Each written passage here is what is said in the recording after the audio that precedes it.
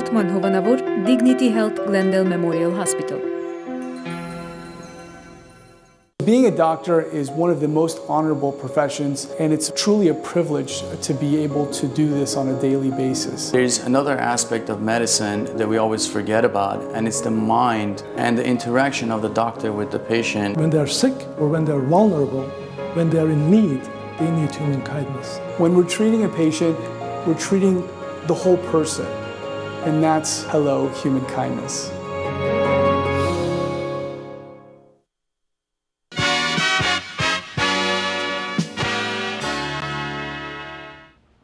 Բարի երեկո սիրելի բարեկամներ։ Այսօր ունենք մենք շատ կարևոր հարցը, որ առողջապահական մարզին մեջն է, այդ առողջապահական հարցը colorectal surgery-ի մասին է եւ colorectal հիվանդություններու մասին է։ Այսօր մենք Glendale Memorial հիվանդանոցում ունենք երկու մասնակիցներ, երկու բժիշկներ, որոնք մասնակից են colorectal surgery-ի մասին եւ colorectal կարպեր հիվանդություններու մասին։ Կարճ ցածրամե հետեւի վերաթանակ մեր հայդակրին եւ պիտի բացատրենք այս հիվանդություններու մասին, այս գործողություններու մասին եւ առանց բուժումները այս հարցի մեջ։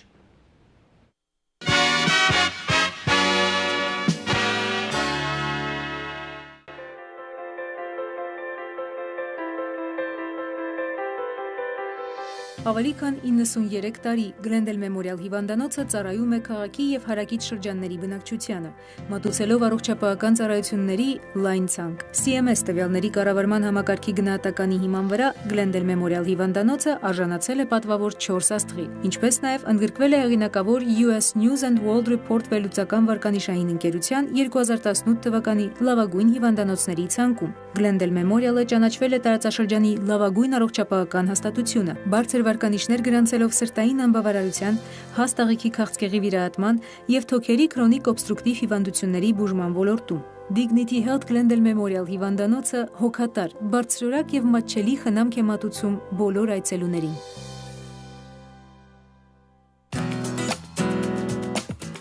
Վերջին տարիների ընթացքում Dignity Health Glendale Memorial հիվանդանոցում մի շարք վերանորոգումներ եւ բարեփոխումներ են իրականացվել։ Արդիականացվել է հիվանդանոցի արտաքինը, որի շնորհիվ այցելուներին շատ ավելի հաճելի եւ դրական միջավայր է սպասում։ Այժմ հիվանդանոցի կայանատեղին եւ մուտքը բաժանող փողոցը այլևս փակ է հասարակական երթևեկության համար։ Հետիոտնի համար առավել ապահով պայմաններ ստեղծելու նպատակով ավտոմեքենաների ելումուտն այժմ միայն հիվանդանոցի այցելուների համար է։ Dignity Health Glendale Memorial հիվանդանոցը այցելուին դիմավորում է հույսի եւ բարության հաղորդագրություններով, հավատարիմ մնալով իր գլխավոր ողջույն մարդասիրություն կարգախոսին եւ առաջնորդվելով այն գաղափարով, որ մարդասիրությունն ու բարությունը բժշկելու հիմնական գործոններն են։ Այստեղ ծնվում են պատմություններ, որոնք ապացուցում են մարդասիրության իրական զորությունը։ Dignity Health Glendale Memorial հիվանդանոցի դռները բաց են բոլոր նրանց համար, ովքեր գիտակցում են, որ կարեկցանքը, բարությունն ու մարդկային գործոնը բժշկական ոլորտում նույնքան կարևոր դեր ունեն, որքան գիտությունն ու տեխնոլոգիական առաջընթացը։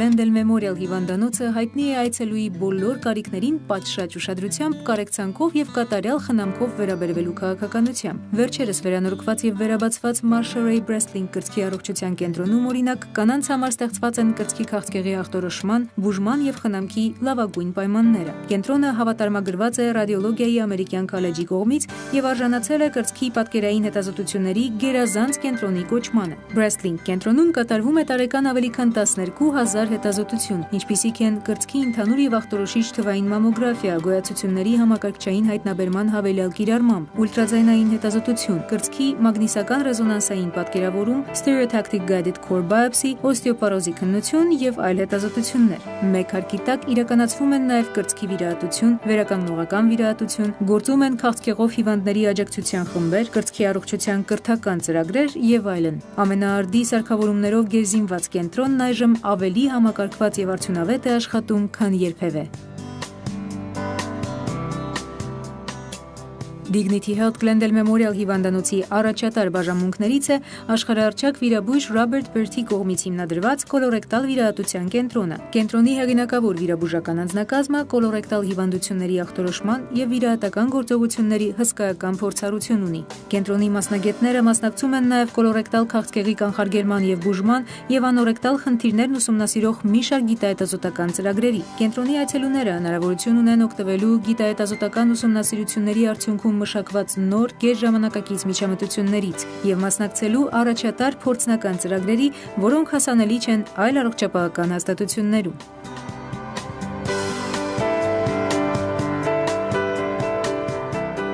Dignity Health Glendale Memorial հիվանդանոցի անձնակազմը հավատացած է, որ յուրաքանչյուր կին արժանի է անհատականացված եւ բարձրորակ բժշկական խնամքի։ Հիվանդանոցում գործող կանանց կենտրոնն առաջարկում է գինեկոլոգիական եւ մանկաբարձական ծառայություններ, նախածննդյան խնամք եւ դասընթացներ, ընտանիքի պլանավորում եւ կանանց առողջական կարիքներին ուղղված մի շարք այլ ծրագրեր։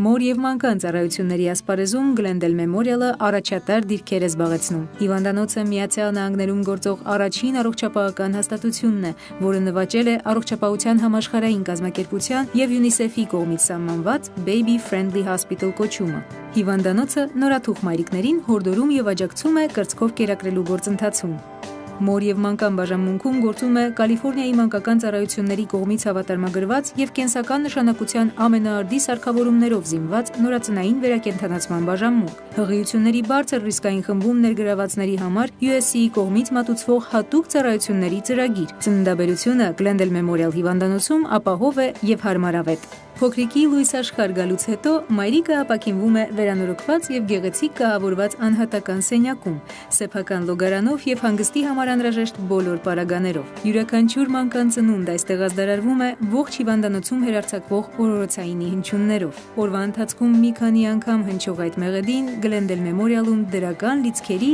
եւս մի աղբյուր է։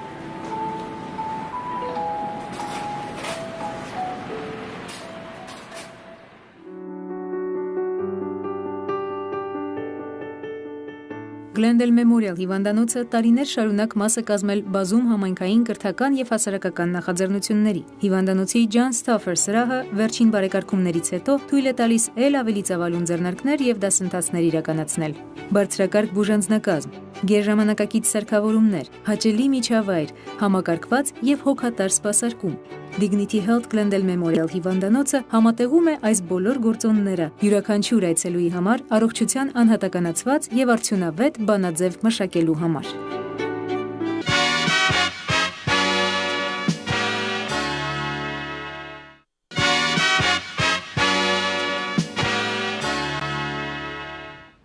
Սիրելի պայգամներ, այսօրվա մեր հյուրերն են երկու բժիշկներ Glendale Memorial հիվանդանոցի colorectal surgery program-ին.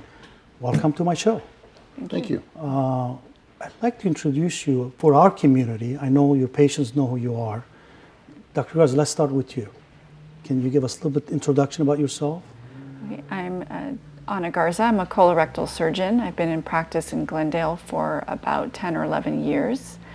I've been familiar with this community and been helping provide colorectal care to our patients. But you, Doc? I'm Peter Vukasin. I'm the director of the Colorectal Surgery Institute at Glendale Memorial Hospital. I first came in Glendale in 1996, specialized in colorectal surgery, and have been doing colorectal surgery the whole time. We started the institute back in 2010, which is right a little bit after Dr. Garza joined us. What are the common diseases you see at the center? Is it related to Glendale, related to the community? Is it pretty much the same as you go to UCLA, let's say? Well, we treat a wide variety of diseases at the colorectal surgeons. We do anything that has to do with the colon or the anus or the rectum. So everything from hemorrhoids to colon cancers, diverticulitis, those kinds of things. It's pretty much the Glendale community mirrors the rest of the United States as far as the kinds of diseases and things we treat. There are some things that are a little more predominant in the Glendale community, but not markedly so. Things like hemorrhoid disease tends to be a little more common. There may be a little bit younger cancer age group than we see in a lot of other places, but essentially it mirrors the rest of the country. How many physicians you have in the center? There's Practicing three of us. physicians. Oh, three of you. There's three of us. We had four for a while. Dr. Beert, who was our founding member, he started the Colorectal Surgery Institute.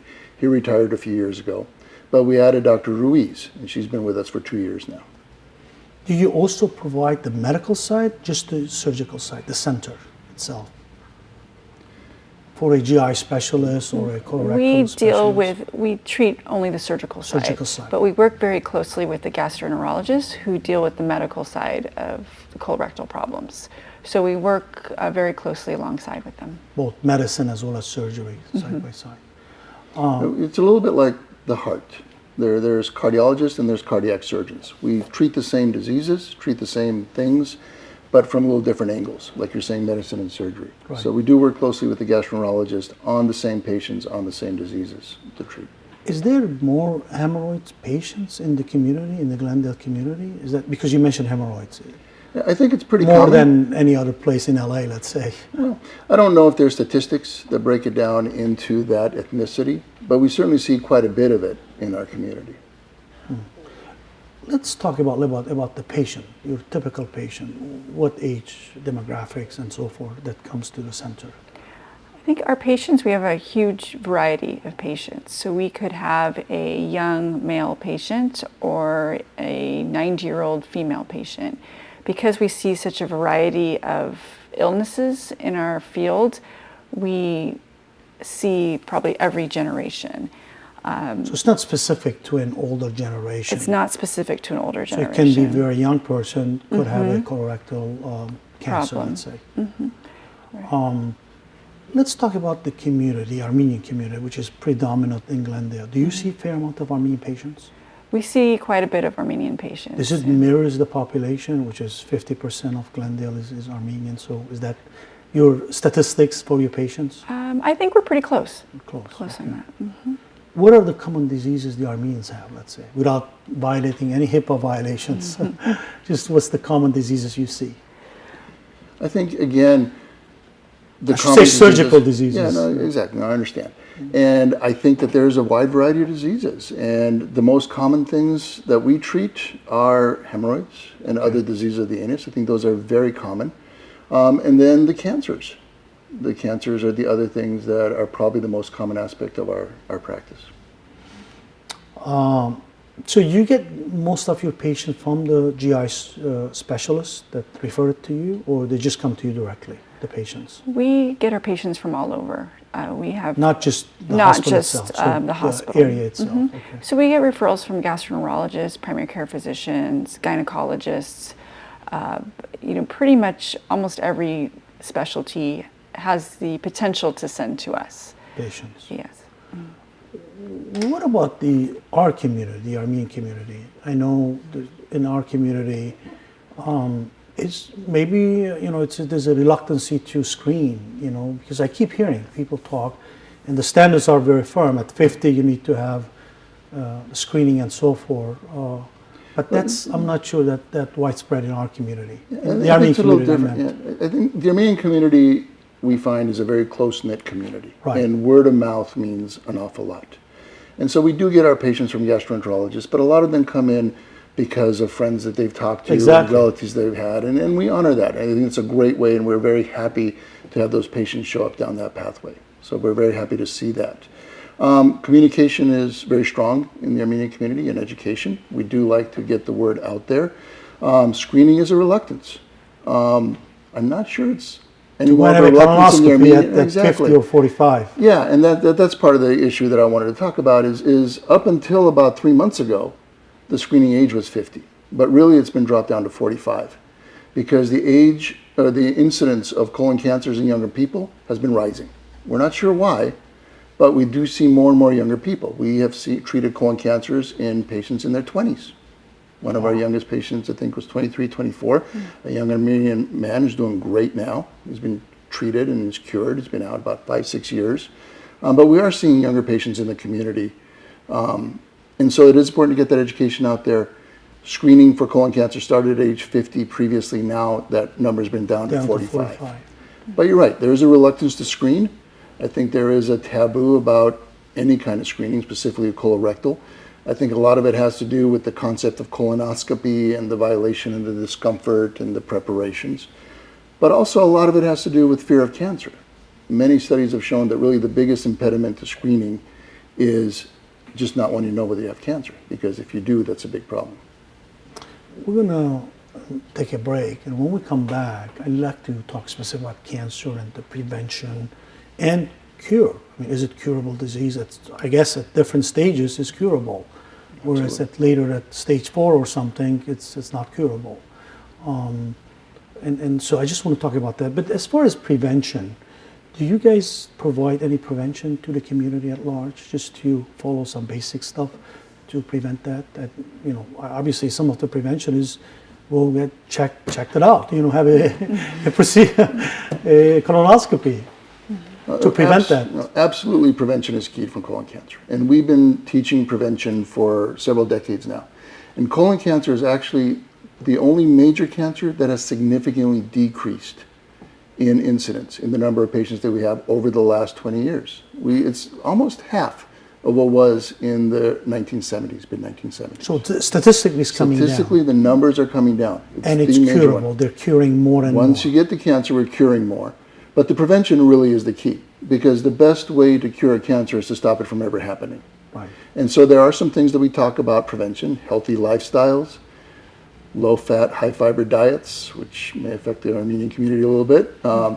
Also, there's certain things, you know, minimize alcohol. You don't have to not drink, but minimize alcohol. Stopping smoking is very important. But really the general health. I mean, general health issues. You have your general healthy lifestyle. But the key that really has changed the colorectal cancer incidence have been colonoscopies. And that's because colonoscopies are not screening for colon cancers.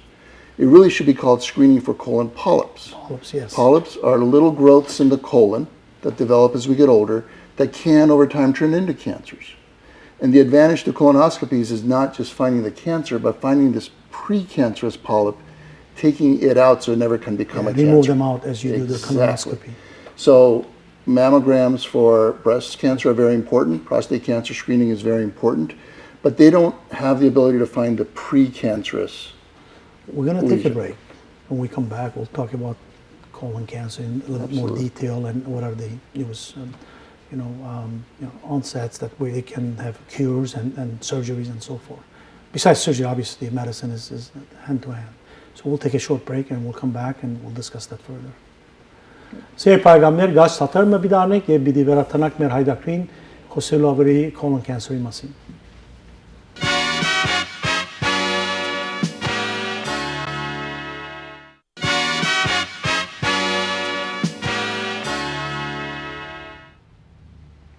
Սիրելի բարեկամներ, այսօրվա մեր հայդակիրն է colon cancer-ը եւ colorectal surgery-ի մասին, ունենք երկու մասնակիցներ, Glendale Memorial Հիվանդանոցեն եւ այդ թեմայի մասին խոսենք։ Dr. Garza, just before the break, we were talking about the screening and so forth.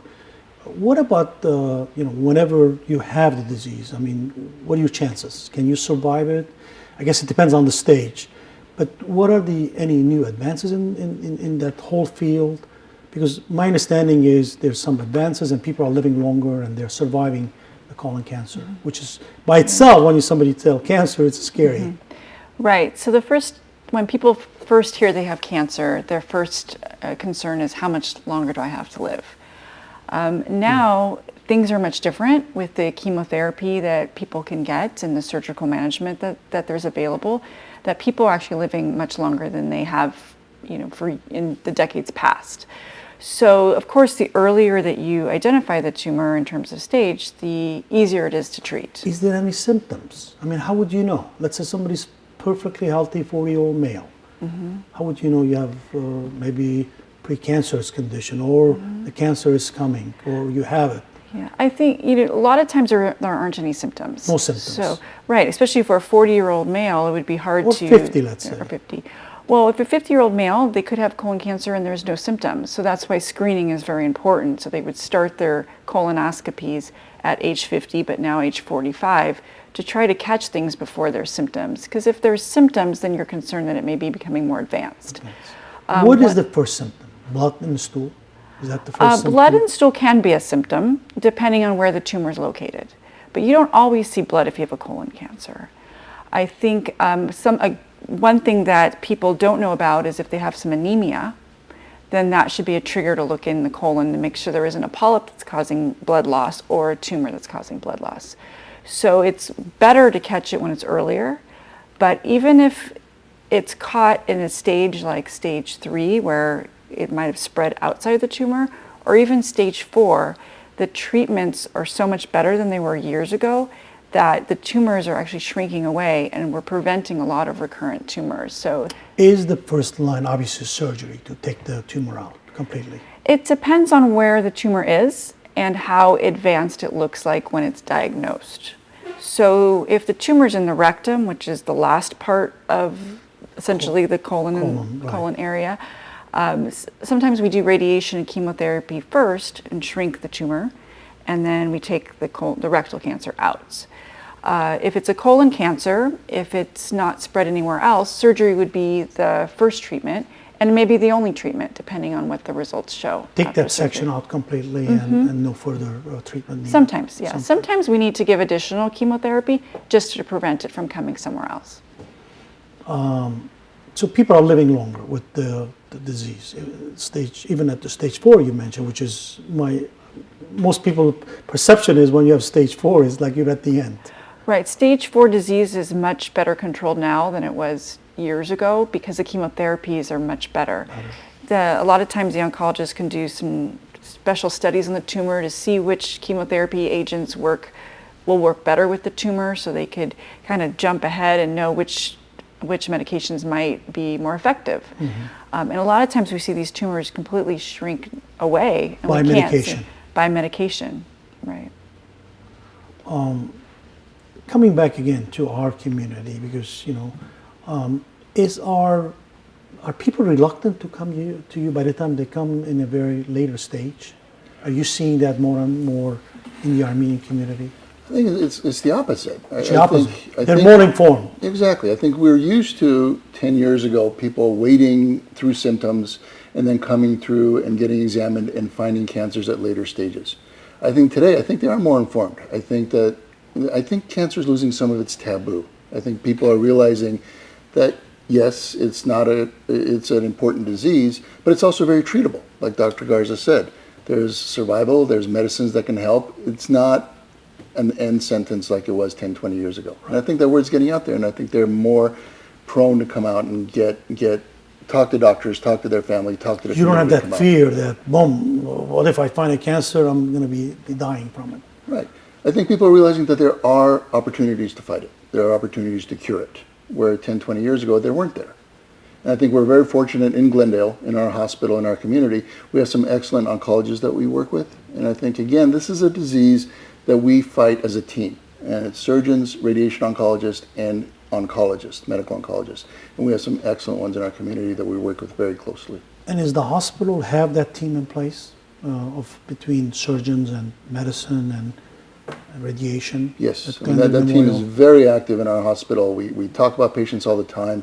We have formal, what's called tumor board on a weekly basis where we get together and discuss cancer patients. It's a very active, very strong, and a very good group of doctors that are doing that. Is there another center like this in Glendale, or are you the only one? And what's the radius you have that you cover? Do you know? In terms of patients coming to see us? Right, yes. Or having another center in Glendale. This is the only colorectal center in Glendale. I just want to make that point that it's the only center in Glendale, in our community. So when we started this center, we really brought some very good medicine to the community of Glendale. And we did that on purpose. This is really a university style of a practice. And so, are you affiliated with a university? We were when we started, but we're not anymore. We've become independent. But our concept has been to bring university care to the community. And I think we've done it well. And so there are other centers, but it's USC, UCLA, Cedars, those kinds of things. In a community setting, this is relatively unusual. And we're very happy to have been able to build this with the hospital and the other doctors in the community and provide this. It lets the patient stay in the community, lets the patient stay close to home with the doctors that they're used to, their own primary physicians when we don't treat them at the hospital, rather than having to travel somewhere else. We're going to take a break. We're at the end of our second segment, so when we come back, we'll talk more about the community itself, the hospital, and so forth. So we'll take a short break.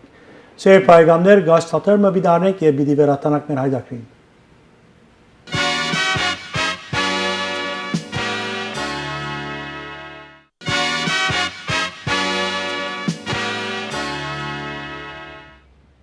Սեր պայգամներ այսօրվա մեր հյուրերն են երկու բժիշկներ Glendale Memorial հիվանդանոցեն։ Dr. Garza, just before the break, we were talking about the approach and the complete approach to care, and not only the surgical side, the support and everything else that is provided at the center. Can you elaborate a little bit more on that? I mean, how overall the care is provided to a colorectal cancer patient? So every patient that we have with colon cancer is different. So we do a number of studies to kind of see exactly where the tumor is and whether any other organs are involved.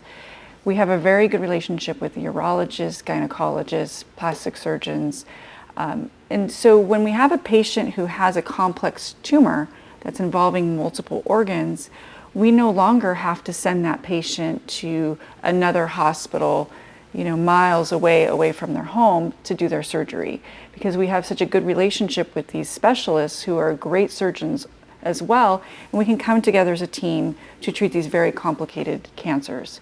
So we've created that environment with the other physicians so we can provide that to the community. Is this something newer approach, or just been there from day one when in '96 the center started, just trying to do a complete care, let's say, or comprehensive care? Yeah, we've always had the goal of providing comprehensive care. There's only a very small number of cases that would need to get referred to an outside hospital where they have special equipment. The hospital over time has invested in the equipment to allow us to do surgeries that are more challenging, and we have great anesthesiologists who are able to help us in surgery so that we can get the best outcome for the patients. So we started with that goal, and it's taken a little bit of time to get the relationships in line so that we can provide that to the patients. But we have a great team for complex surgeries. So you'll be able to do the majority of cases at your hospital. You rarely refer something, let's say, to a high level of care. We rarely have to refer patients. We have patients who have a lot of cardiac histories. We have great cardiologists. We have patients who are, very brittle diabetics, which we have great endocrinologists that help us. Puts it under control to Puts it under control so that we can help the patient get through the surgery. I'd like to point out that the medical team is very important in treating a lot of these diseases, especially cancers. But there's a lot of non-medical stuff that's also very important in treating the patient as a whole. Right. And we emphasize that in our community as well. And so we know that a lot of the Armenian community English is their second language. And it's uncomfortable to go to a place where they don't speak your language and you're not sure you understand what we're talking about. So we always make sure that we have translators available. We also have support groups that they can attend, some of which we are starting to run in Armenian language, that can come and talk about some of these diseases. We have nutritionists available, we have specialty physical therapy available, all kinds of things to kind of come together, not just from the medical aspect, but also the whole patient treatment concept. So you provide not only the surgical side, you provide also all the support necessary, maybe even post-surgery when they're home or nursing home, whatever. They need that additional support, right? Absolutely. That's part of treating the patient. The surgeries, it's complicated, but there's so much more that goes into the patient that we try to provide. Besides the surgery, the whole support that needs.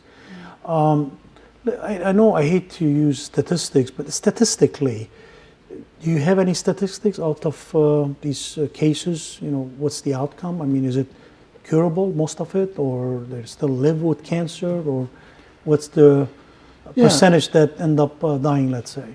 Sure. I mean, I don't want to scare anyone. I just want to get some feel of it. And those statistics are important to know.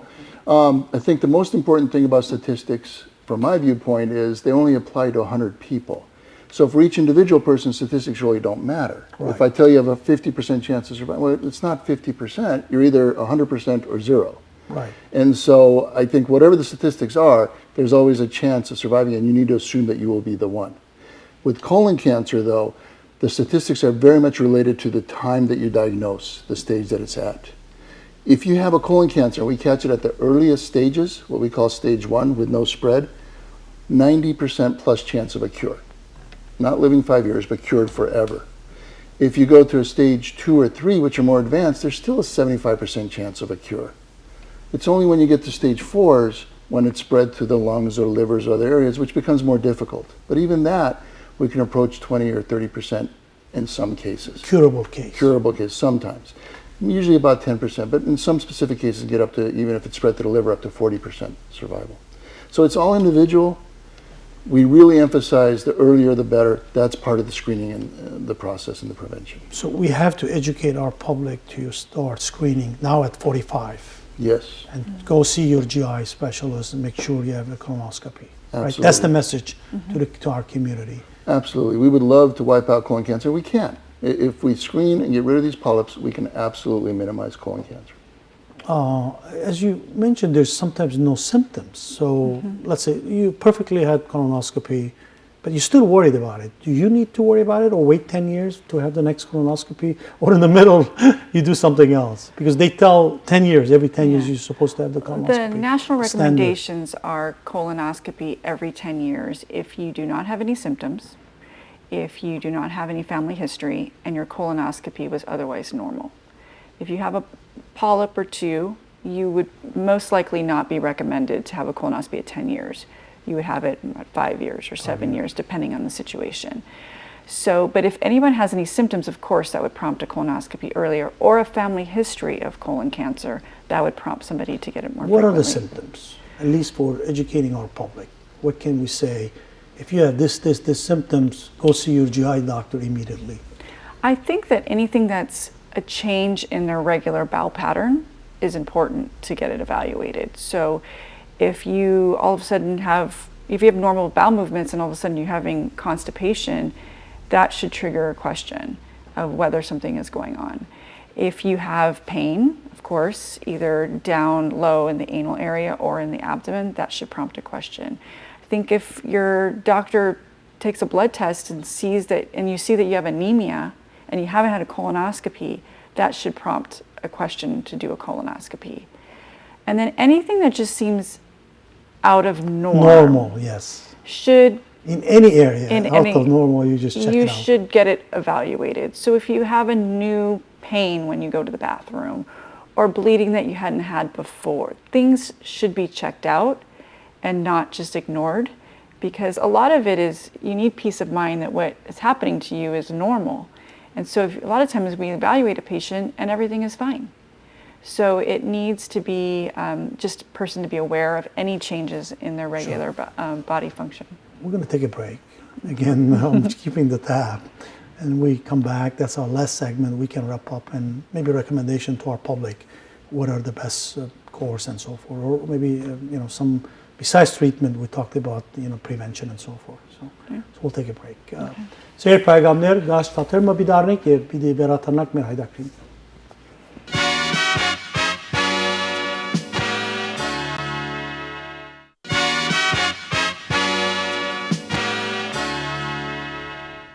Սեր պայգամներ, այսօրվա մեր թեման է colon cancer կամ colorectal surgery մասը և երկու մասնակետներ ունենք Glendale Memorial հիվանդանոցեն։ Just before the break, we were talking about some of the specific areas. Is there something different for women, because half the population women colorectal, anything that's specific for females? I think number one is there's a perception that colorectal cancer is just a man's disease. So I have patients who have colon cancer or coming for screening or to get checked, and their wife is bringing their husband because they don't want their husband to have colon cancer, and they don't think that they need to get checked as well.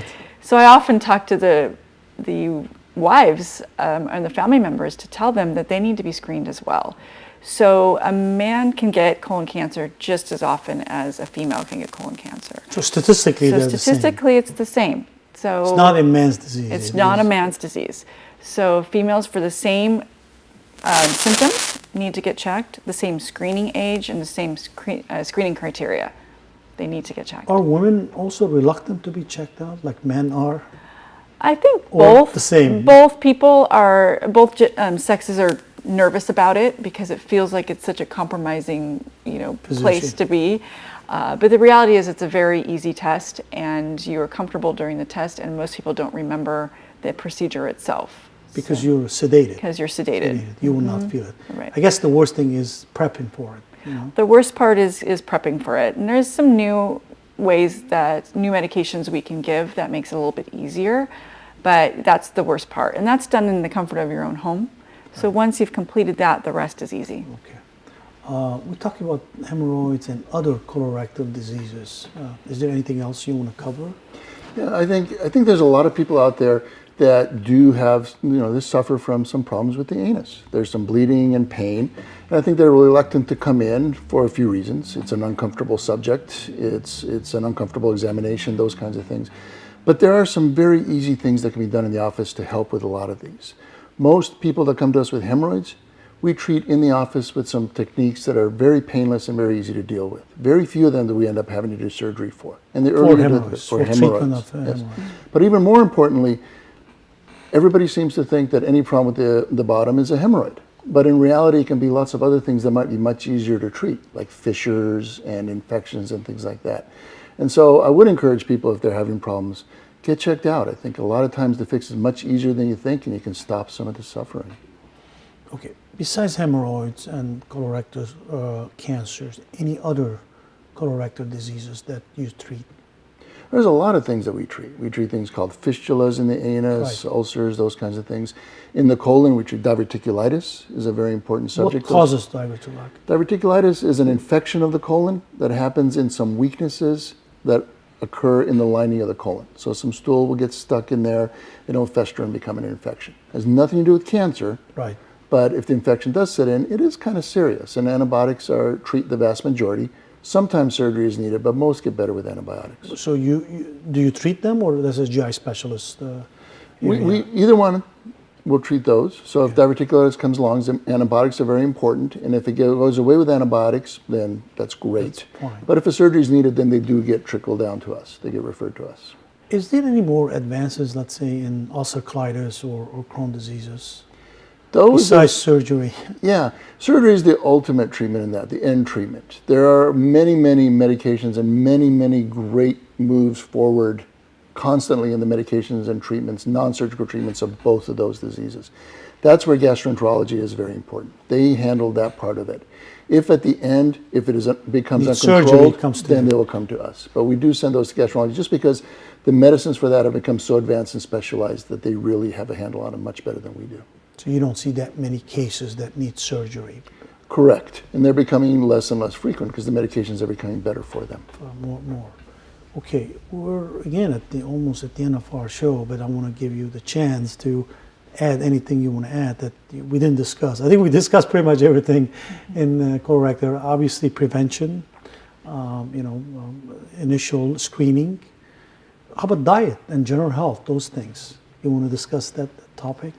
I think general health to make, I guess if you're healthy, the assumption is your colon should be healthy. Right. I think with colon cancer, it goes with a lot of the other, healthier ways of life to minimize cancer risk. So you want to eat healthy, you want to have a high fiber diet, minimize alcohol, no smoking, no exposure to, cancer-causing agents. Those are all unfortunately, in our community, a lot of people smoke and drink. Mm-hmm. I mean, I'm not putting our community down. Right. I was in Armenia. I mean, I saw every person that I met was a smoker and a drinker. I'm saying, oh my God, what a public health disaster, I was thinking.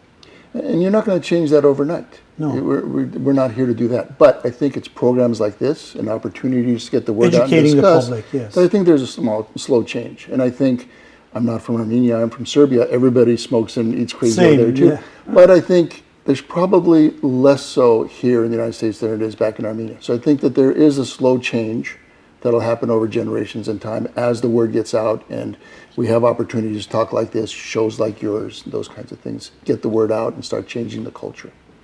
Okay, besides smoking, drinking, what else someone would do, let's say? Exercise, obviously. Exercise, minimizing alcohol. Mm-hmm. Minimizing alcohol. Minimizing alcohol. Mm-hmm. Weight loss, the appropriate weight is very important. That's been correlated. And then there's a few vitamins. that have been shown to decrease the chance of colon cancer a little bit, you will get every one of them in a regular multivitamin. So use multivitamin. I think if you took a multivitamin a day, minimized alcohol, high fiber, low fat diet, increased activity, those are great ways to help decrease the risk of colon cancer a bit. The real big game though is in colonoscopy and polypectomy. What about meat consumption?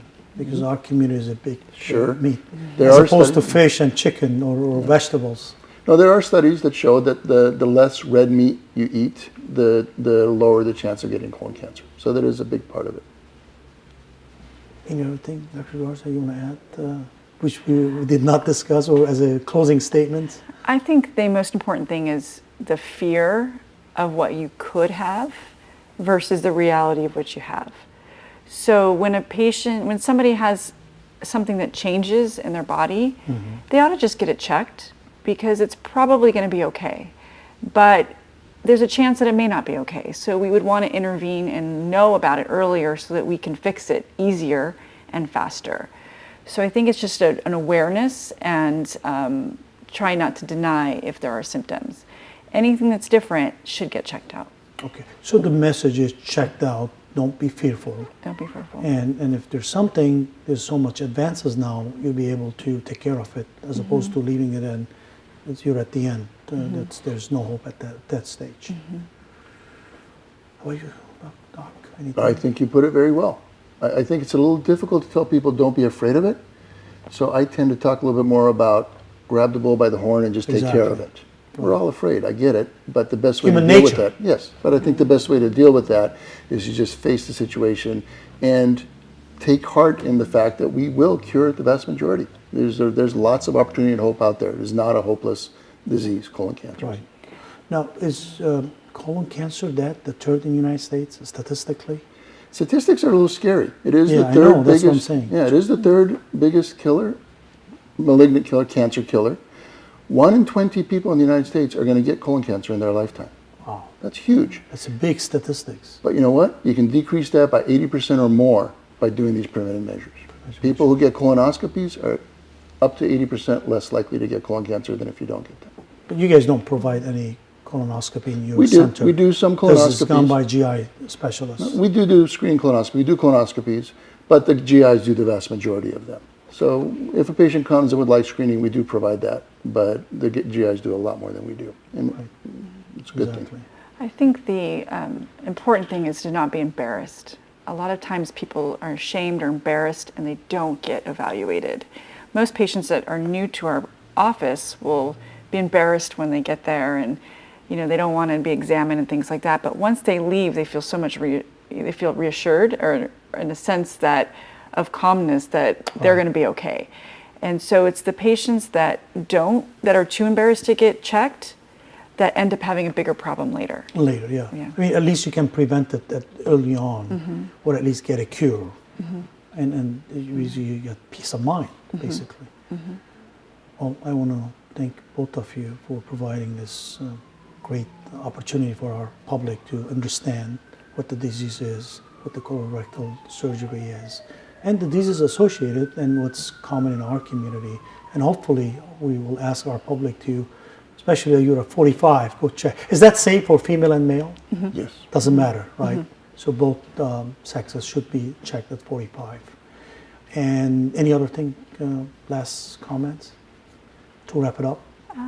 No, I just think, everyone's here to help. And so if there's anything that's needed, just call your doctor, call our office, call your GI doctor, anybody, so that you can get People can call evaluated. directly. They don't need their primary care to make the appointment to come see you guys. A lot of people can call directly. Sometimes insurances will Ask you to go ask you through to go. a primary care physician, okay. But it's And always it's in good. Glendale, so you can. Yeah, and it's very always convenient. good to start with your primary doctor first because they know, the most about you, and then from there, if they feel like you need to come see us, then we can take care of them, or the GI doctor, or whatever doctor that makes sense to them. Great, thank you so much, and it was really a pleasure to spend this last hour discussing this topic. Thank you.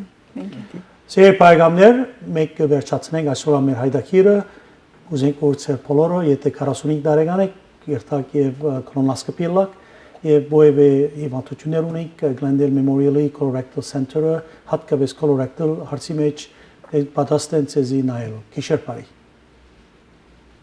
Հաղորդման հովանավոր Dignity Health Glendale Memorial Hospital